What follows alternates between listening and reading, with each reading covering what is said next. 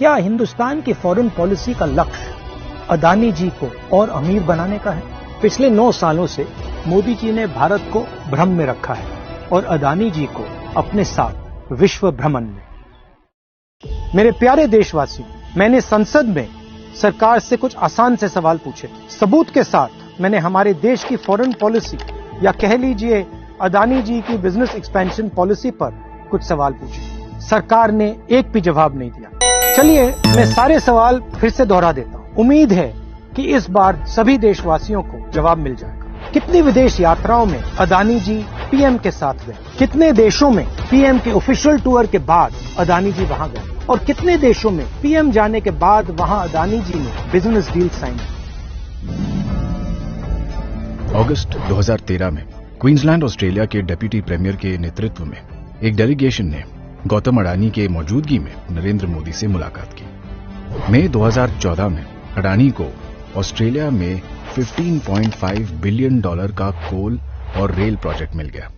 नवंबर 2014 में गौतम अडानी प्रधानमंत्री नरेंद्र मोदी के साथ G20 समिट के लिए ऑस्ट्रेलिया गए। इस ट्रिप में गौतम अडानी और एसबीआई चेयरमैन अरुंधति भट्टाचार्य ने एसबीआई की ओर से अडानी को कार्माइकल माइन अक्वायर करने के लिए $1 बिलियन के लोन के लिए एक एमओयू पर साइन किया। अब सवाल ये उठता है कि इन बैंकों में रखे हुए पैसे जो आपके पैसे हैं, उनको खतरे में कौन डाल रहा है? उन बैंकों पर कौन ये प्रेशर बना रहा है? जून 2015 में प्रधानमंत्री मोदी अपने पहले बांग्लादेश दौरे पर गए।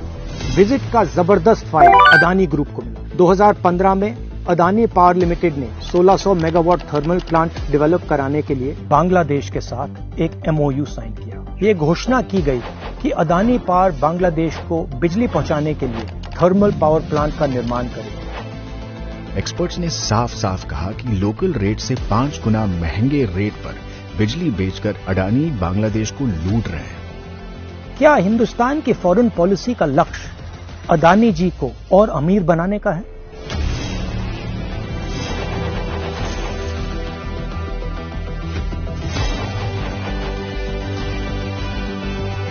On November 24th, the President summoned me after a meeting and said India's Prime Minister Modi is pressurizing him to hand over the project to the Adani Group. Public hearing शुक्रवार को हुई। संसद में इलेक्ट्रिसिटी एक्ट 1989 में संशोधन पास करने के ठीक एक दिन बाद इस संशोधन के जरिए कॉम्पिटिटिव बिडिंग का नियम ही खत्म कर दिया गया। मुख्य विपक्ष का दावा है कि संशोधन सिर्फ इसलिए किया गया ताकि अडानी की अवैध डील वैध घोषित हो जाए। और फिर वही हुआ जो हर बार होता है, श्रीलंका के इस ऑफिसर को इस्तीफा देना पड़ा। क्या ये बात सही है कि पीएमओ ने अदानी ग्रुप के फायदे के लिए पड़ोसी देशों को कॉन्ट्रैक्ट देने के लिए मजबूर किया? मार्च 2016 में अडानी ने अनमैन्ड एयरक्राफ्ट सिस्टम्स के फील्ड में इजरायल की कंपनी एल्बिट आई स्टार और एक भारतीय company alpha design technologies private limited के साथ स्टेटमेंट ऑफ इंटेंट करार किया।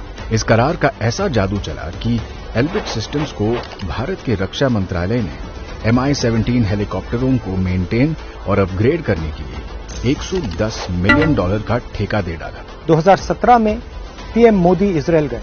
डिफेंस प्रोडक्ट्स में जॉइंट डेवलपमेंट एंड कोऑपरेशन की घोषणा की और इसके अगले ही साल अदानी ग्रुप को अल्फा डिजाइन टेक्नोलॉजी लिमिटेड में 26% हिस्सेदारी मिल गई। भारत में HAL और भारत डायनामिक्स जैसी कंपनियां कटिंग एज ड्रोन बनाती हैं, मगर इसके बावजूद अदानी ग्रुप को ही ड्रोन डेवलपमेंट और मैन्युफैक्चरिंग के लिए कॉन्ट्रैक्ट्स क्यों दिए गए? सवाल अब भी वही है, क्या ये भारत की फॉरेन पॉलिसी है या अडानी के बिजनेस को दुनिया भर में बढ़ाने की पॉलिसी है? अब जापान हो या स्वीडन, मलेशिया हो या Iran, Mozambique, Oman, Myanmar, Vietnam, चाहे चाइना हो या फिर पाकिस्तान, देश कोई भी हो, रेस अगर डील पाने की है तो उसमें अडानी एंटरप्राइज की जीत पक्की है। पिछले 9 सालों से मोदी जी ने भारत को भ्रम में रखा है और अदानी जी को अपने साथ विश्व भ्रमण में।